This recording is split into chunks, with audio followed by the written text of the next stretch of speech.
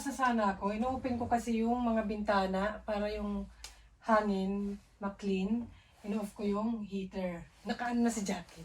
Mainit na po, naka-freeze jacket na, doble na. Ay, malamig na po, malamig. Bisa nalilito ako. Eh, kailangan punasan to kasi... Ay, nagmumoist na naman, oh. Pag-ano niya ng bacteria. Something. So, lalabas na sana ako eh. Punasan natin. Kasi nag-on ako yung ayun niya, yung humidifier ba tawag dun? Yung may kumukulong tubig. Ganito. Yan natin kung naubos ba ng whole night or walang-wala na. Walang-wala ng tubig. Walang-wala na oh. Oh. Dry na dry talaga. Ito yan siya eh. Yung dito. Ganyan. Off natin. Dalawa yung ganyan namin eh. Ito yung isa namin pero hindi ko sure kung okay pa siya. Mas malaki to sana eh. Kailangan ko siya linisan. Baka kailangan linisan yung filter. Ito nilagyan ng tubig. Kailangan siguro linisan yung filter. Ayan. Matagal na rin to eh. Yan parang bago lang yan. Para dito sa bedroom. Tapos ayan, kailangan ko na naman. Na-remind ako kailangan ko i-check pala dito. Talagang basang-basa to. Naubos ka yung tubig sa one night. Minsan kulang pa kasi. Kasi nakaka-dry ng lalamunan, skin and everything ang winter. So, okay na to. Mga lumang towel to. Yan, ginagawa ko siyang basahan. Minsan pag maduming-madumi na, dahil marami naman, tapon na after gamitin. Huwag nang nalaban. Maging tamad tayo. So, huwag nang laban, tapon na. Hindi naman to ano eh. Luma lang naman to. Ay, mag-helpad tayo. Nasaan ka na naman? Nasa recycle shop tayo. Tingin tayo ng maliit na shelf para kay ate. Para ilagay sa kung saan siya lagi nakapwesto sa living room. Kasi alam mo naman nag-arte-arte na siya, diba? So, gusto ko mag-ano ng maliit na manipis. Nalagyan ng ano niya, pang-lip niya. Di ba nag-arte-arte na siya? Meron ako nakita ito. Pero maliit naman masyado. Mga pang-arte-arte niya. Pansamantala lang. Ito parang okay siya. 3. Pansamantala lang ba? Kasi baka magbago yung isip niya or style niya. Someday siya nang pumili. Ang mura din. Ang mura. 5.59. Huwag yung makapal. Yung manipis lang talaga. Ito maganda lagyan ng TV. Oh.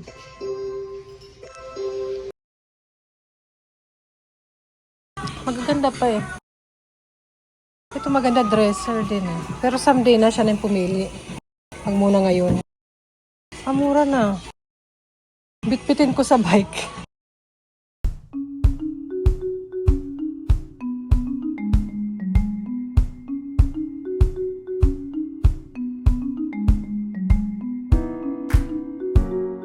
Maganda yun, no? Ito. Mag-disassemble naman sila.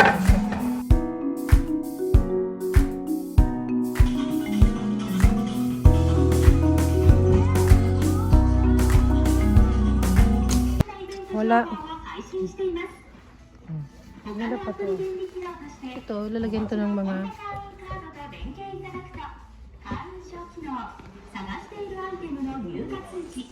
ito yung mga ano eh. Meron dito yung humidifier.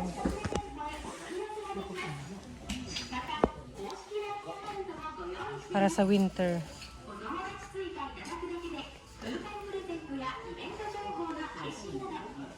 Wala ba dito yung same sa amin? Yung may water.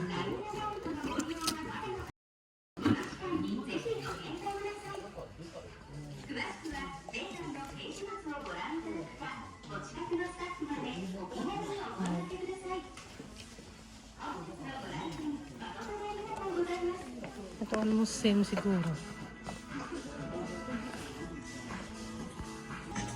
Puma, oh. 5 lang.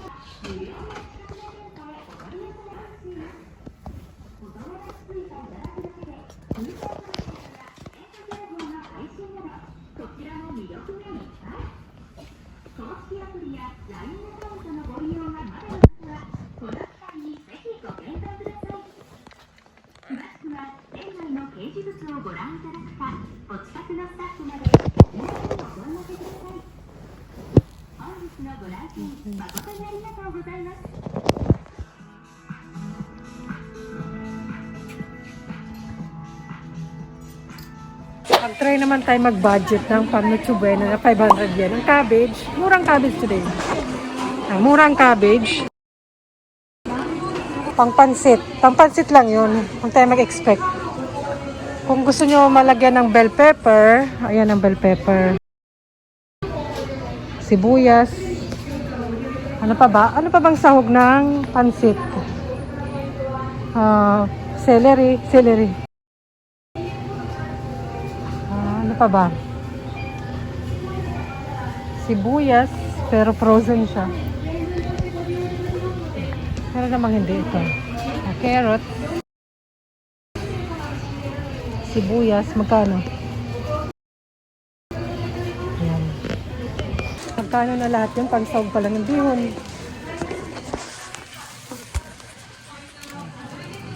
Bihon. Ilang kilo? 300 gram lang. Ayan. Siyempre, hindi ba toyo? Siyempre, yung mga toyo, kailangan malaki naman yan. May maliit naman mabibili. Huwag na tayo mangarap na karne sa sahog. Sardinas lang yun. Kung 500 pesos yung sardinas lang. Walang sardinas dito sa Japan. Pero sa Pilipinas meron naman. Mga ito lang meron. Ay, sarap nito. Saba. Ano yung pinaka-sardinas nila dito? Wala yata. Pwede naman mga frozen. May frozen.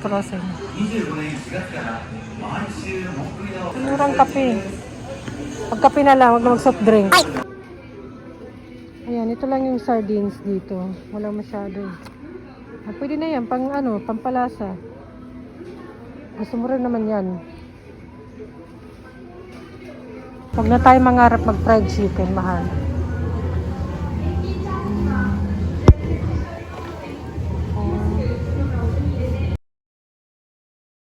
Ayan, maharlika din. May tenga ng baboy, oh.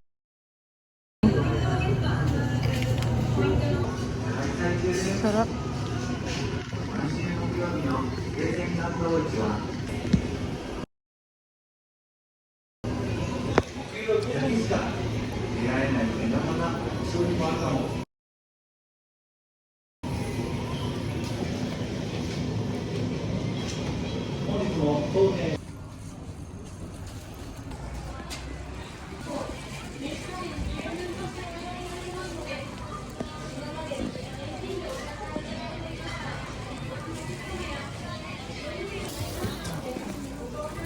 Kailangan ko mag-ingat na dito malamog sa bike.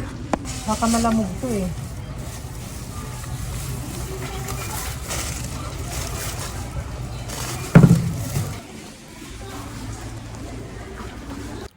Pag bagong labas ka ng bahay, malamig. Pero pagka medyo matagal ka na sa labas, tapos may araw, mag-a-adjust naman yung katawan mo. Kaya minsan nakakatamad lumabas. Yan talaga yung pinaka-challenge eh. Nakakatamad lumabas sa bahay kasi malamig. Pero mag-a-adjust nga yung katawan mo. Ayan, tulo yung sipon. Pero yung mga bata, mas warm sila eh, yung pakiramdam. Pero kahit naman sa bahay, hindi naman talaga ako nag-on ng aircon kahit ng summer, winter. Ino-open ko pa nga yung mga bintana para hindi magulat yung katawan ko ba. Ayan yung mga bata. Ayun, wala tayong nakita doon sa recycle shop. Wala tayong nakita sa recycle shop. Ang dami ibon. Tignan nyo. Nakasagasaan na nga sila. Tabi. Ayan. Tapos dun sa, mura yun yung supermarket na yun. Mabili lang ako ng orange, mikan. Pagod si Lolo magwalis. Ang ganda ng panahon. Pero malamig. And I'm going back home. Sino ba kasi nagsabi pala? Kasi nakikita ko lang lagi sa wall ko sa Facebook na may nagsabi sa gobyerno yata na ang 500 yen, 500 peso, kasya na pang Noche Buena. Kasya ba? Parang pag malaki yung pamilya mo, tsaka dahil 2025 na nga, di ba? Dahil 2025 na, medyo sabihin ng tao, parang sinauna, malaki na yung dati. Pero ngayon, maliit na siya. Pero may mga tao pa rin talaga na, namamayang Pilipino na walang-wala sa atin. Paano yung mga homeless, di ba? Anong pang Noche Buena nila? Yung mga taong nakatira sa liblib ng lugar, di ba? Na malayo sila sa pamilihan. Anong pang Noche Buena nila? Kasi mahanap buhay lang nila is nagtatanim, tapos bibilhin sa kanila yung pananim nila, kukunin, parang dadalhin sa bayan, gano'n. Tapos magkano lang bibilhin sa kanila, tapos bebenta ng mahal.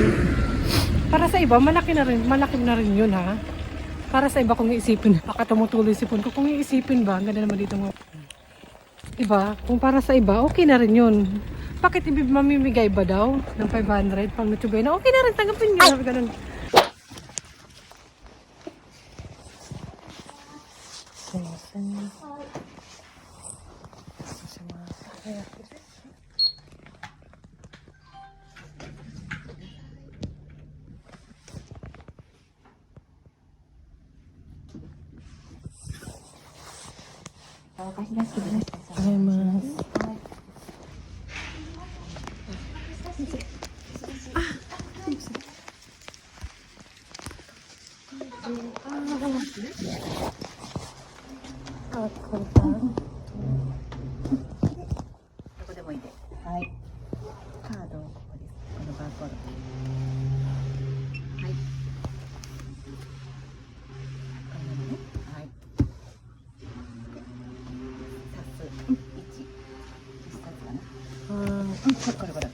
Okay.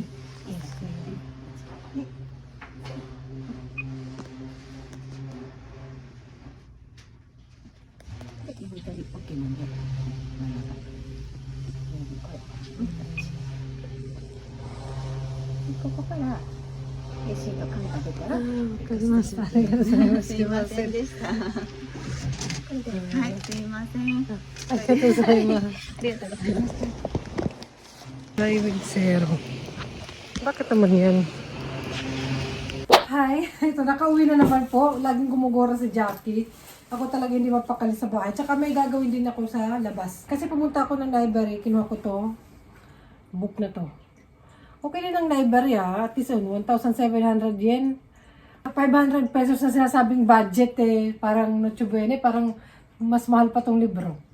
Pero kasi baro ko lang naman yan. Hindi naman binili. O diba, si Jackie naka-layer-layer na. Kaya nakakatamad lumabas kasi pag labas mo pa lang ng, hindi ako makapagsalita masyado. Naninigas yung bibig. Pag labas mo pa lang ng pinto, sasampalin ka na ng hangin na malamig. Kaya nakakatamad. Kanina medyo tinatamad ako pero inopen ko lahat ng window at gumalaw-galaw para hindi ako tamarin. In back sa maliit na bottle ako, nadala na tubig. Kasi winter naman Dapat kape. Ayan, nagtingin-tingin tayo doon. Ano ba yung kanina sasabi ko na naman, ang chinichika ko sa inyo, yung 500 pesos. Or siguro sa yen, 1,300 yen. Parang kapresyo lang siya ng mga isang one set na kainan sa mga resto. Maliit lang talaga siya. Pero sa ibang nilalang na tao sa Pilipinas is, malaki na rin siya actually. Lalo na may mga lugar na liblib na walang mabibilhan. So, masaya na sila ng may 500 na kumbaga package. Isang package na wag ng cash kasi walang mabibilan sa kanila. Pamasahe pa lang yun. Kasi ako papuntang Kyoto, naalala ko parang 500 pesos na. Ang pamasahe ko, one way lang yun, pauwi pa. Diba? Maliit na talaga yung 500 pesos sa panahon ngayon na 2025. Pero kung pang Noche Buena, pang panghandaan, maliit din talaga siya kung iisipin mo. Lalo na kung hardworking ka, nagtatrabaho ka, may regular ka na trabaho. Kung meron ka naman panghanda, okay, good. Na lagpas dun sa 500 pesos. Pero may mga tao talaga na kahit 500 pesos, wala sila. Natural. Meron, hindi naman lahat ng tao is umaangat-angat sa buhay. Kasi ganun, kasama na ako doon. Ay, hindi. Ang importante din naman sa mga ganyang mga handaan is kasama mo yung buong family mo. Pero yun na nga, dahil kasama mo yung buong family mo, maghahanda ka. Kasi paminsan-minsan lang naman, kahit birthday, festa, di ba? Paminsan-minsan maghahanda ka na naman. Kasi ikaw na may birthday ka rin, may fiesta ka rin, may handa doon, nakihanda ka, nakifesta ka. Siyempre, pag sila naman na may festa, pumunta ka doon, tapos 500 wala kang makakain doon. Pero kung yung isipin, yung 1,300 yan, makakabili ng pangpansit. Wala nga lang mga sahog. Nakita nyo naman magkano ba yung bihon, yung sardinas, yung repolyo. Siyempre, maliit dito ang bibili mo. Magkakasya naman. Magkakasya naman siya kaya. Walang sahog. Tapos ito, 88 yen lang to or 40 peso. Or parang let's say 50 peso. Plus tax pa kasi. So 50 peso. O slice. Kasi ganun sa before naalala ko, 1990 ako eh. Naalala ko may pansit, tas may tasty bread. Pero yung mahaba pa yun ha, yung binibili. Tapos may, simple lang naman kami maghanda rin sa Pilipinas. Kahit mga anong handaan, lalo na before. Simple lang din naman, kaya sanay rin ako kung tutuusin. And dito sa Japan, ganun din naman, simple lang. Pero yung sinasabing 500 pesos kung dito sa cake na to, natin ipaglalagay, magkano yan? Sino ba kasi nagsabi nun? Nakikita ko lang kasi sa trending siya. Sino ba kasi nagsabi nun? Baka araw-araw yung pagkain nila sa bahay, pang natsuwe na level, pang handaan level. Kaya gusto naman niya, simplihan lang. Down lang yung handa nila sa natsuwe. Gusto lang yata niya maglugaw. Tapos itlog, ganon. Mahal na rin ang itlog, sis. Ano ba mga binili ko? Yan. Ito. Tsaka, nagustuhan nila yung nabili kong maliit na to. Pero, doon kasi sa supermarket, mura na yung supermarket. Yan, tinaman na ito. Yung laki-laki, diba? Pero maramihan doon. Ito, mga, siguro sa peso, kasi plus tax to eh. Ito talaga ito itong presyo niya. Yan. Yan talaga ito itong presyo niya. 538 yan. Siguro nasa 250 peso. 300 peso. Basta, malita kasi yan eh. Oh. Kalahati na siguro tulad sa 500 na pang Natsubuena daw na. Ito na lang pang Natsubuena. Pwede, carry. Dito sa Japan nga, din talaga ang life. Pag wala, kasi tayo mga Pilipino, pag wala naman talaga, kaya natin gawa ng paraan. Lalo na mga ganyang handaan na special sa atin. Hindi lang yung Natsubuena, kasi hindi naman lahat ng Pilipino nag-Natsubuena kasi iba yung religion nila. So, dito sa Japan, yung asawa ko, talaga nag-Natsubuena yung asawa ko, yung family niya, pero naghahanda kami kahit paano. Salo-salo, simple pagkain. At yun ang kinalakihan ko, yun din ang nandito sa Japan na style. Kaya okay din sa akin. Walang problema, kahit walang lechon dyan, walang bongga dyan, okay lang sa akin. Importante, sama-samang kakainin. Huwag naman yung 500 pesos lang kasi mga anak ko lumalaki na. Baka kay ate lang yun, napakatakaw na pa naman nun. Ay, hindi nakakasya yun. Tsaka sabi nga na, you only live once. Kung meron naman, baka malay mo, pang last mo na yan, maghanda na kayo. Kasi minsanan lang naman. Huwag nyo naman tipirin yung mga sarili nyo. Ay, parang ganun. Yung pang araw-araw, tipid-tipid. Pero pag may mga handaan, kung anong meron, yun na. Kayo, kanya-kanya naman tayo. Ako yun. Basta ordering ito sa Shein. Nag-promote. Hindi na wala naman akong ganun. Ay, nako. Ako'y nagugutom na. Kakain na naman ako. Siyempre, umuwi lang ako. Dito na ako kain sa bahay. Yung pang araw-araw, tipid-tipid. Yung ibang araw, pwede naman pag meron, di ba? Kain sa labas. Ganun. Pag meron. Ay. So, ayun. Bye! Salamat sa pagsama sa akin for today. Next time ko na yung kay ate lalagyan na shelf. Gusto ko sana doon banda kasi doon siya banda naka-stay. Manipis lang na parang may drawer, something nalagay doon yung blower ng buhok. Kasi siya na panglagay niya sa lips. Kasi may, tapos yung panglagay niya sa skin kasi may atopy siya. So, para hindi na niya hanapin or ma-misplace, nandun lang banda sa kung nasaan siya nakaupo lagi. Tapos, ang pa ba yung mga kailangan niya? Mga pampusod niya, ayun, para isahan na place lang. Sa ngayon, doon na lang, kasi doon siya lagi nakapwesto. Kaya, yun ang iniisip ko. Pero sa susunod na lang. Pero mag-weekend na rin Friday na. So, pag-iisipan natin, kukuha tayo ng idea. Comment down below, ano ba talaga? Meron ba kayo dyan? Yung vanity sa pero baka hindi niya mabitan. Someday na lang siya na magpili.